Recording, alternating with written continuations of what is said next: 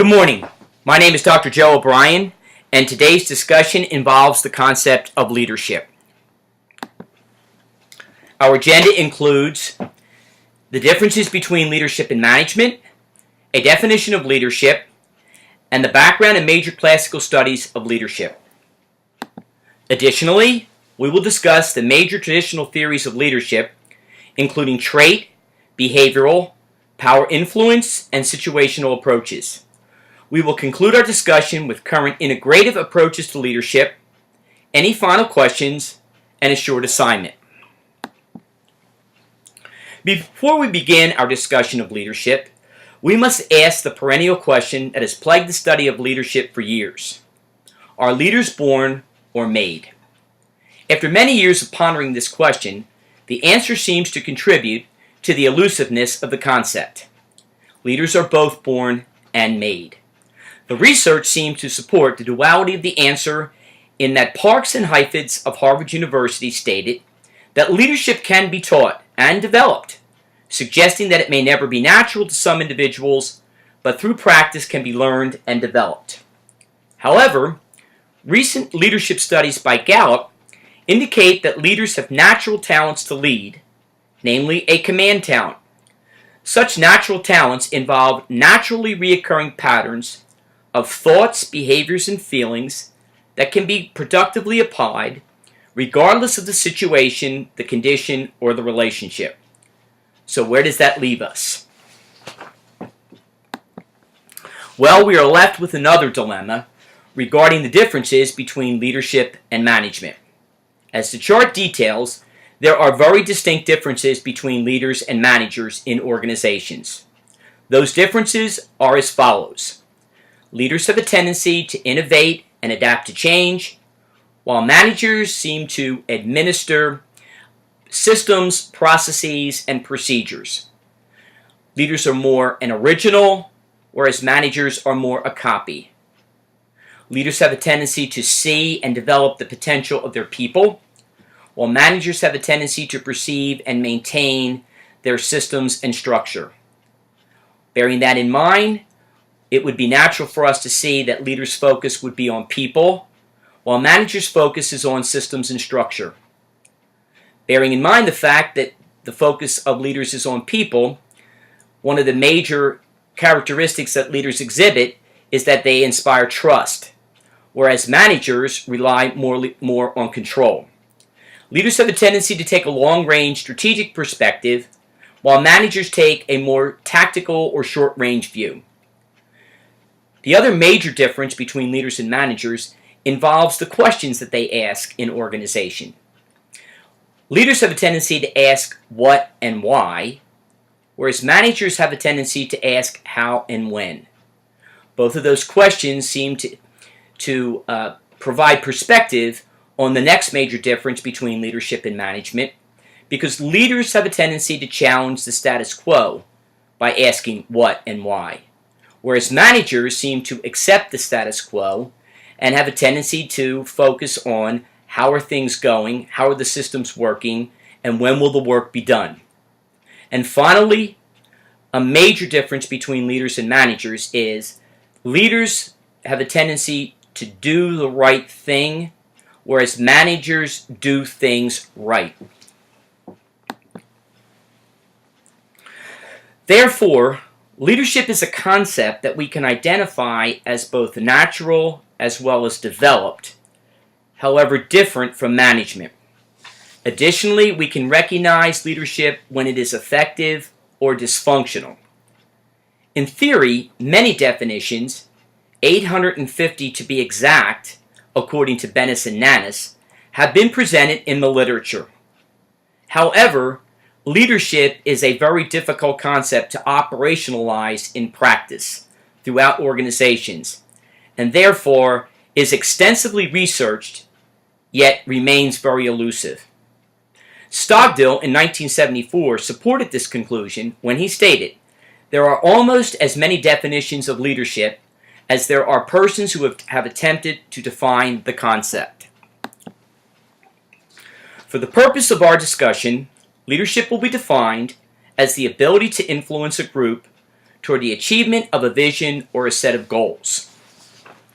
The foregoing definition has evolved from over a half of a century of leadership research that includes the following studies. In the 1930s, Iowa decided to begin an investigation of leadership by examining the tasks of leadership as well as the human dimension of leadership.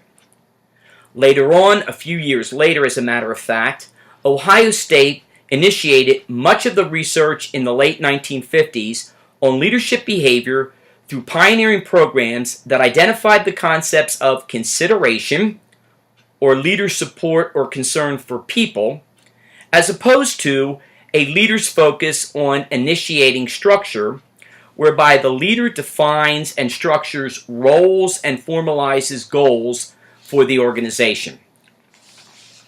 In the 1960s, Michigan followed the Ohio State studies and began to focus on the identification of relationships among leader behavior.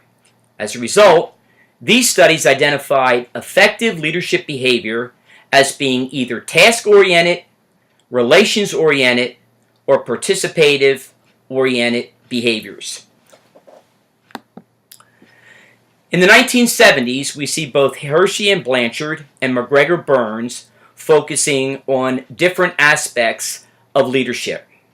Hershey and Blanchard in 1977 focused on situational factors involving followers and their readiness level, which determined the leadership style of delegating, participating, selling, or telling. McGregor-Burns in 1978 identified two basic types of leadership: either transactional, whereby the leader-follower relationship is merely an exchange, or transformational, whereby the leader-follower relationship is one of mutuality and stimulation. In 1985, Blake and Mouton developed a managerial grid involving people and production. The grid itself focused on both relationships and tasks.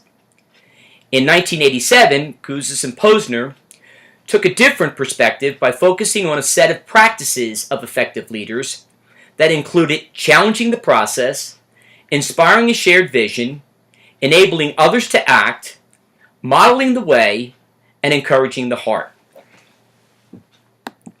As we move into the 1990s, French investigated the power-influence process and identified 5 types of power used by leaders, including reward, coercive power, legitimate power, expert power, and referent power.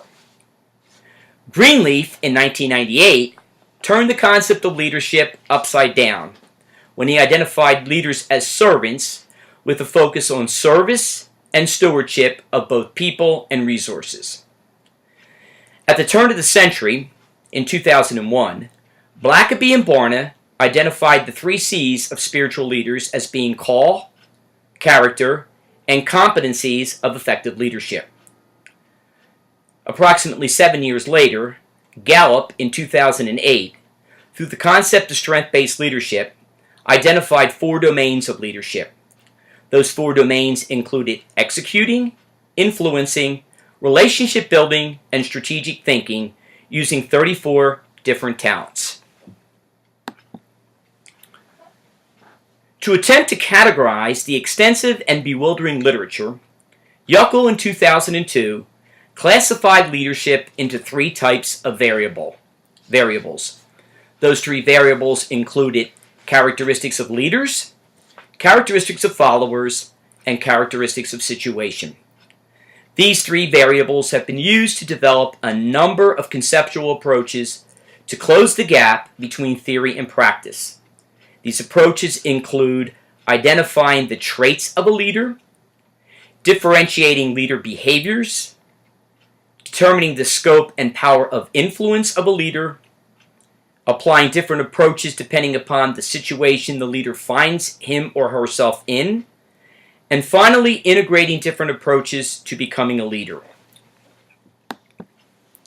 There are essentially 5 major approaches to leadership in the literature. These 5 approaches include the trait approach, the behavioral approach, the power-influence approach, the situational approach, and the integrative approach. Taking a look at the trait approach, we can see that the researcher emphasizes the attributes of leaders, such as personality, motives, values, and skills. In the behavioral approach, the researcher emphasizes what leaders actually do on the job. Typically, the researcher is looking at their activities, responsibilities, and functions, or identifying indicators of leadership effectiveness. In the power-influence approach, the researcher examines influence processes between leaders and other people, especially followers.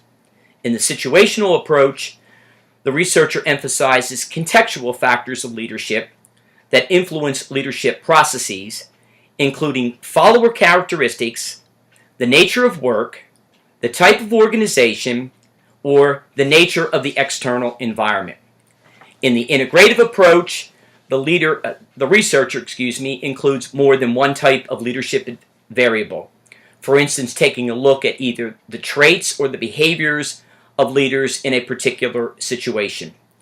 Additionally, all of these approaches can be conceptualized at the individual, leader-follower, group, or organizational levels. So in conclusion, what have we taken a look at today? We've provided you with the definition of leadership. We explained the differences between leadership and management. We've described the background and major classical studies of leadership, as well as discussed traditional theories of leadership. So, what makes great leaders?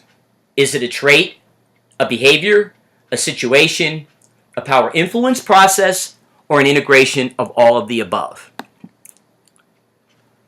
One thing that we can be certain, that leadership begins with you. And therefore, in future discussions of leadership, our next questions must focus on what is the most critically important job of a leader? And then really most importantly, what is it about you that someone would want to follow? And as we conclude today's discussion, I'd like to ask you to take a moment and list 5 provocative questions that will promote engagement and forward dialogue about leadership. And that concludes our presentation. Are there any final questions?